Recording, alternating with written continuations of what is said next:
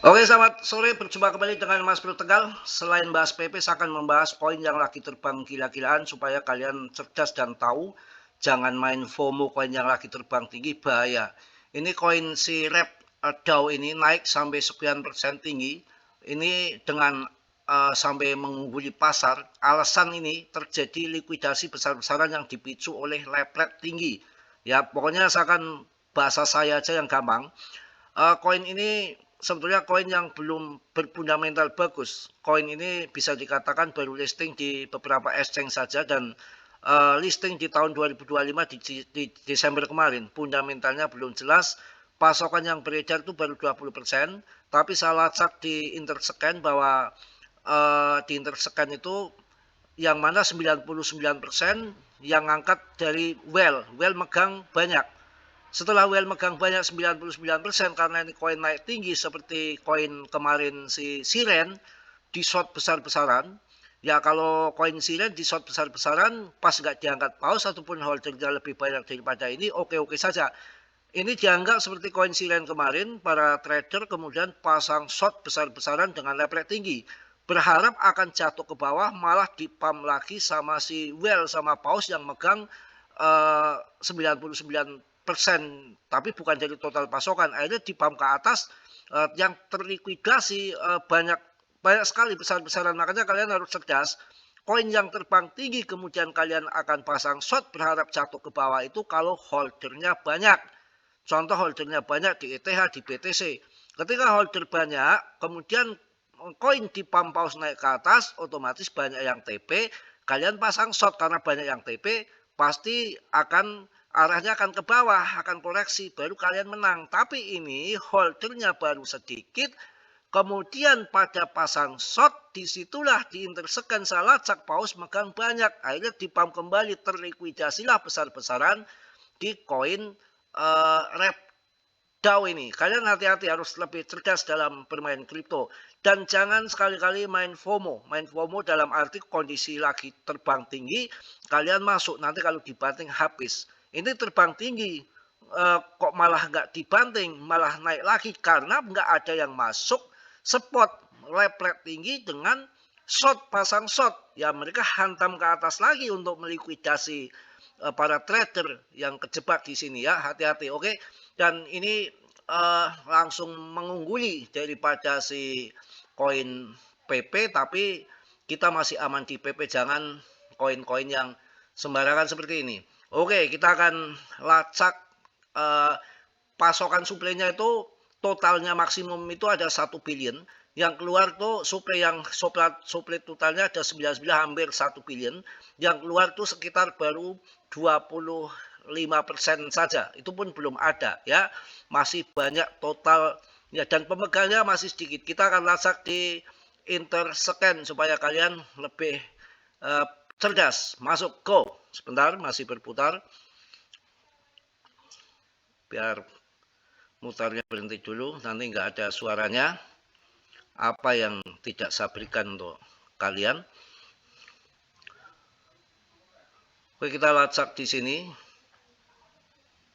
Ini masih kita akan lihat pemegangnya ya, masuk ke ini pemegang kawan. Kita pemegangnya. Pemegangnya di sini akan terlacak 99,97%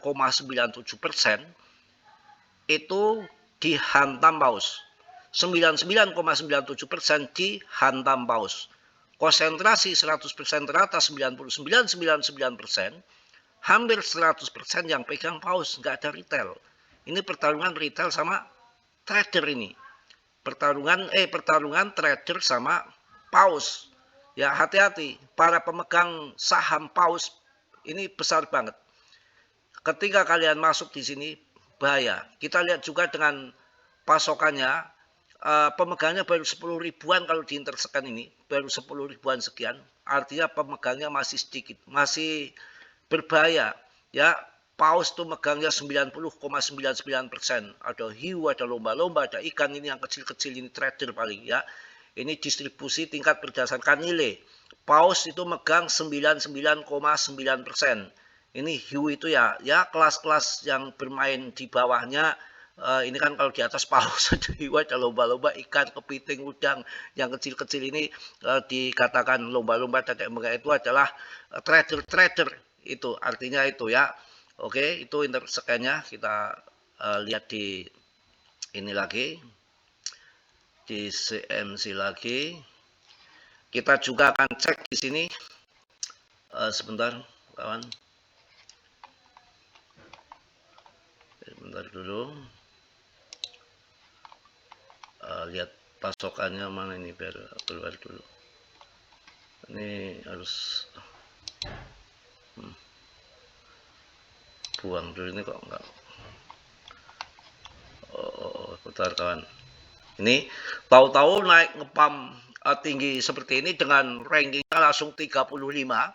Kita kan nggak tahu kalau koin ini akan terbang, kejadiannya apa. Kalau Floki itu kan diangkat sama si gimbal emas terbang tinggi, karena nggak ada yang beli lama cari sensasi dengan uang sekian M, masuk di pucuk termasuk saya FOMO, kemudian dibanding lagi sama debtnya. Ini kasusnya berbeda, karena ini koin terbang tinggi, trader itu mencari peluang seperti koin siren kemarin. Ini mumpung lagi terbang tinggi, kita pasang short aja ke bawah lah supaya dapat cuan besar karena nanti pasti akan kebanting. Itu kalau holdernya banyak dan holdernya pada jual diangkat paus terbang tinggi pasti turun.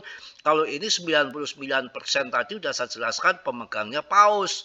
Dengan trader masuk di sini pasang short diperkirakan akan turun ke bawah supaya dia cuan luber, malah dipam lagi nggak cuan yang bandar-bandar paus-paus yang ngangkat ke atas karena terlikuidasi besar-besaran para trader itu yang terjadi itu. Jadi jangan main-main dengan koin kayak gini. Awal-awalnya pun kayak gini nih ya, tuh rata-rata saja begini dari sudah 4 bulan ini nggak ada gerakan. Ini jangan terpancing koin-koin kayak gini, kalian FOMO jangan. Dan ini juga belum banyak di listing ya, ini baru alpha ya, baru alpha saja. Binance pun baru alpha, artinya belum ya. Essence Coinbase dan ini masih di Uniswap di Aster, Bitget dan Get.io. Kalian masih mending cari koin yang benar kalau untuk long invest jangka panjang, apalagi PP akan di kan. Saya rasa masih mending PP, cari yang jangan yang terlalu gambling koin seperti itu. Ada koin CMC, ada koin ETH, ambil koin-koin yang benar yang holdernya banyak ya. Cardano masih murah ya. PP ini sudah Doge sudah di ETF kan, tapi harganya nggak ngaruh karena itu tadi orang-orang yang cerdas paus-paus kelas papan atas itu nggak mau masuk ini yang masih sentral. Pasti nanti kalau PP yang di ETF kan akan rame karena sudah desentralis, tidak dipegang debtnya lagi. Artinya sesuai supply and demand seperti BTC.